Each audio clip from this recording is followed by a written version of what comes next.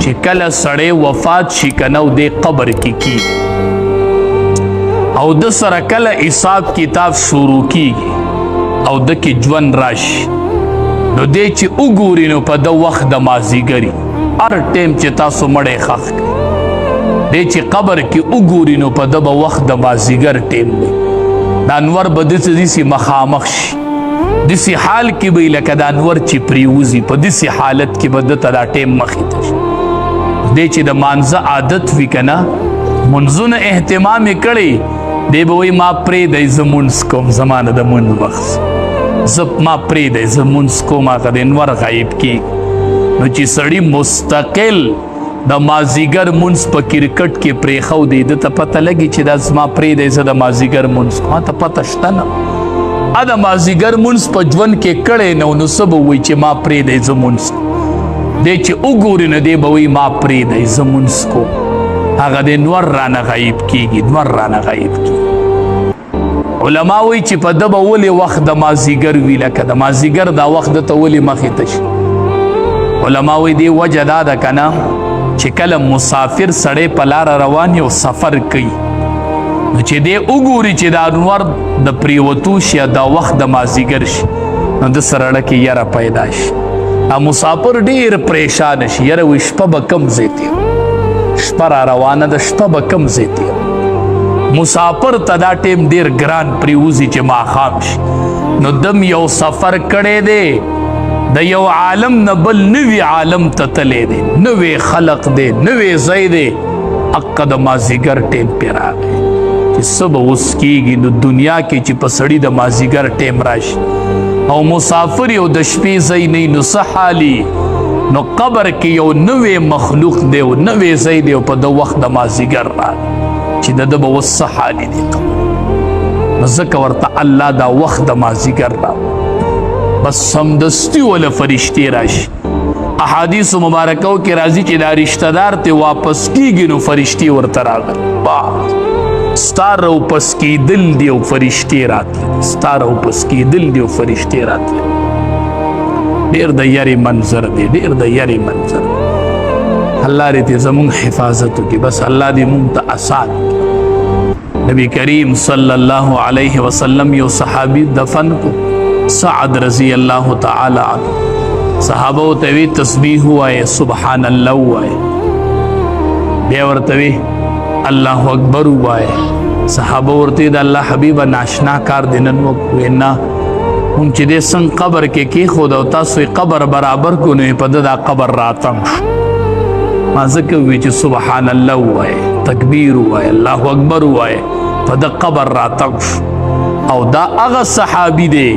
سعد رضی اللہ تعالی عنہ چې دی وفات شو او 20,000 ملائک د جنازې لراغلي او 20,000 ملائکو د په جنازه کې شرکت کړو چې د جنازه کېدله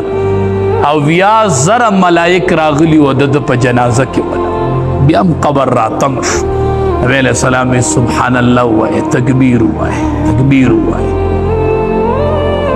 نو علما وی چې دا قبر را تنګېدل یو ځل شته دا به یو ځل را تنګېږي بس خو بیا بعضې علما وی په نیکانو باندې الله د شفقت دپاره را تنګي او په بدانو الله د عذاب دپاره خو د قبر به یو ځل را تنګي چې دومره تنګ ځای شي او دومره را تنګ شي نو دا پختۍ به یو بل کې داسې نه نوځي داسې تنګ ځای دی او وخت د مازدیګر به یو ملائک پر راغلي او حساب به کوي او ناشنا مخلوق دا داسې د وحشت منظر دی قبر ډېر سخت منظر دی الله دې زموږ د ټولو د عذاب قبر نه حفاظت وکړي نبی علیه السلام چې به مړی ښخ کړو دعا به وکړله وی یا الله دې ثابت قدمه کړي ثابت قدمه کړي دنه به اوس تپوسونه کېږي ملائک پر راغلي یا الله دې ثابت قدمه کړي ډېرې تپوسونه کې ټینګ کړي الله ته استقامت نصیب کړي تا چېرته رور باره کې دا فکر کړی چې ښخې کې یا الله ثابت قدمه کړي نن به اوس سوالات کېږي او زما پکې هېڅ وس نه رسي د هېچا وس هم نه رسي اول تپوس پکې من ربک رب دې څوک عبادت به دې د چا کوو عبادت به دې د چا کوو دی به وایي عبادت خو به مې د رب کوو د خپل رب په دې شکر دی چې خدای مسلمانان پیدا کړي او غیر الله تم سجده نه ده کوي او د الله نه علاوه تندې چاته نه دی ټیټ کړی ان شاء الله دې تپوس کې به کامیاب ان شاء الله خو دویم او دریم تپوس کې به لګن خلون الله دې مونږ آزاد کړي بس دویم تپوس پکې ما دینو که دین دې سو هو ته په کم دین باندې وي دین درته خپل معلوم دی نه چې دی وایي چې دین زما اسلام ای بچی وجود ته دی وګوره په اسلام برابر دی وګوره وجود وګوره ته برابر دی نو چې ته ځان ته وګورې نو ستا وجود به برابر وي چې په ګیره کې تا ډیزن کړی که نه او ته ځان ته وګورې چې ما دین که دین دې سو یا خدایا څه جواب به خدای له ورکو په دغه ځای کې به جواب څه ورکو چې د دین باره کې تپوس وشي او مونږ په ګیره کې ډیزن کړی وایي به چې دا د چا دین و هم ته ځان ته وګوره دا دین د چا و دا ته په کم دین وي دا تا ته کم شریعت ښودلی و دا د کم پیغمبر سنت و ته وګوره ځان ته برابر یې په کم دین باندې مړ وې په کم دین به پاسې نو دا کم دین دی چې مونږ ګیره کې ډیزن وکړو د 1,24,000 پیغمبرانو سنت دی او مونږ پکې مذاق اړو کو چې د قبر کې تپوسو کې چې ما دینو که دین دې سو شکل و صورت برابر دی په دین نن مونږ ټولې د اغیارو طریقې راغستې دي او د نبی کریم صلی الله علیه وسلم ښکلي سنت هم پرېښودي بل تپوس وکئ ماذا تقول فی حق هذا الرجل دې سړي باره کې څه وایي نبی کریم صلی الله علیه وسلم به ورته وایي د باره کې څه وایي ته به ووایي چې دا زما پیغمبر دی چې ګیره په مخ نه او به وایي چې ګیره نه څنګه به وایي چې دا زما پیغمبر دی څنګه به وایي چې دا زما پیغمبر دی ډېر ګران تپوس دی نښتې به یو او نبی علیه السلام به وي یا الله ثابت قدمې کې یا الله ثابت قدمې کې یا الله ثابت قدمې کې هلته به وایي وګوره دا د پیغمبر و او شکل صورت برابر و نه شکل خو مې نه دی برابر چې د قبر کې به څه جواب د الله د رضا دپاره په دې مخونو ښکلي اوږدې اوږدې ګیرې راپرې اوږدې اوږدې ګیرې سوال درته کوم منت درته کوم د ګیره چې د موټي نه کم وي که نه دا ګیره نه ده بس په دې دوکه کېږم چې ما ګیره پرېښودې د یو پیغمبر ګیره هم داسې نه وه تا ته به وایي ته د کوم پیغمبر په دین وي د کوم پیغمبر دین و نو د الله د رضا لپاره موږ هسې ګیرې پرېښودې دي خو چې لږې اوږدې موټي ته یې راورسو نبی علیه السلام به وي خالف المشرکین د مشرکینو مخالفت کوئ خزم امتیانو وی څنګه یې کوو وی اوفر اللحا وحف الشوارب بریتان کټ کوي او ګیرې اوږدې کوي دا د یهودو مخالفت دا د یهودو مخالفت یو سړی ګیره خرئی او بل سړی ګیره کنچی کوي دواړه ګناهی کبیره کوي دواړه ګناهی کبیره کوي دواړه ګناهی کبیره کوي د الله د رضا دپاره چې دا ښکلې ګیرې په دې مخ راولو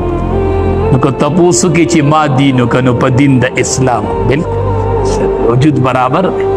دا زما پیغمبر دی نبی کریم صلی الله علیه وسلم زما صورت خود د پشان تیرے ما خود د پشان شکل جوړ کړی نو قبر کې با ثابت قدم پات شو نبی علیہ السلام به یا الله دې سوالاتو کې ثابت قدم کې دې مضبوط کې چې دې دا سوالات قبر کې به بیا انختی نبی علیہ السلام به فرمایل ویکه آینده کال ژوندیم نو یوه روژه به د یهودو د مخالفت د وجې نه نیسم بیا وفات شو نو سبانۍ روژه نیول د هغې سره یا بله ورځنۍ نیول یا نننۍ چې چا نیول دا ډېر اجر لري دا ډېر اجر بل یو څه خبره نیمه دې میاشت کې او په دې ورځ ممنوع دي چې د هغې نه ځان وسات یو خلق وایي احادیثو کې راځي په 10 محرم حسین رضی الله تعالی عنه شهید شوی سبانه ورځ نو خلق وی دی میاشتې ته فضیلت دی محرم دی ورځې ته ځکه حاصل دی یوم عاشوره ته چې په دې ورځ حسین رضی الله تعالی عنہ شهید شو. نه حسین رضی الله تعالی عنہ لا پیدا هم نو چې دا میاشت د حرمت میاشت او د دې ورځې روزه به امام الانبیاء نیولا. چې دا خبره ذهن کی چې دا د حسین رضی الله تعالی عنہ فضیلت شو چې هغه په دې ورځ شهید شو، په دې ورځ شهید شو. نو دې میاشت حسین رضی الله تعالی عنہ فضیلت دا دی چې دی په یوم عاشوره باندې شهید شو. دا د فضیلت ته نو د وجه نه دې میاشتې ته فضیلت نه دی حاصل. نو یو چې دا فضیلت د مخ کې بله خبره ده چې دې ورځ باندې ماتمونه کول، ځان په سپېړو وخل، ګریوانونه شلول، دا د شریعت خلاف دی. حسین رضی الله تعالی عنہ په غم کې تدا کوي، دا به د هیچا په غم هم نه کوي، د چا په غم به ماتم نه کوي. بس نو مونږ سبانه ورځ د حسین رضی الله تعالی عنہ د شهادت د دې وی مونږ د هغه باندې غمجن یو نو ماتم پې کوو که نه. نو هغه خپله د وفات نه یو څو ورځې مخکې خپله خور کېنوله، زینب رضی الله تعالی عنها دی خور وی زه به شهید کېږم، زه به وفات کېږم، خو یاد ساتئ ګریوانونه به نه شلوئ مخ به په څپېړو. دا خو هغه په خپله ویلي چې داسې به نه کوئ او ته وایې دا د هغه د وفات ورځ د زه یې کومه. نو هغه خپله لور خور کېنوله چې ګورئ داسې به نه کوئ، زه به شهید کېږم خو ګورئ داسې به نه کوئ، داسې به نه کوئ، ګریوانونه به نه شلوئ، مخ په څپېړو نه وخئ، ماتمې به نه جوړوئ، داسې به نه کوئ، زه به وفات کېږم شهید کېږم به خو داسې به نه کوئ، داسې به نه کوئ. نو د امام الانبیاء نوسې حسین رضی الله تعالی عنہ په دې ورځ باندې شهید شي. بل احادیث مبارکو کې راځي چې په دې ورځ باندې سبانه ورځ په دې چې څوک په دې ورځ په خپل اهل و عیال باندې لږ فراخي وکړي، د نور ورځو په نسبت ولا خوراک لږ ډېر پروګرام ورله وکړي، اضافي خوراک پې وکړي. احادیث مبارکو کې راځي الله به کور کې ډېر خیرونه او برکتونه ورواچي، روغ کال به کور کې خیرونه او برکت. اگر چې د دې حدیث سند باره کې ضعف موجود دی، خو اکثر محدثین وایي چې دا حدیث مقبول دی.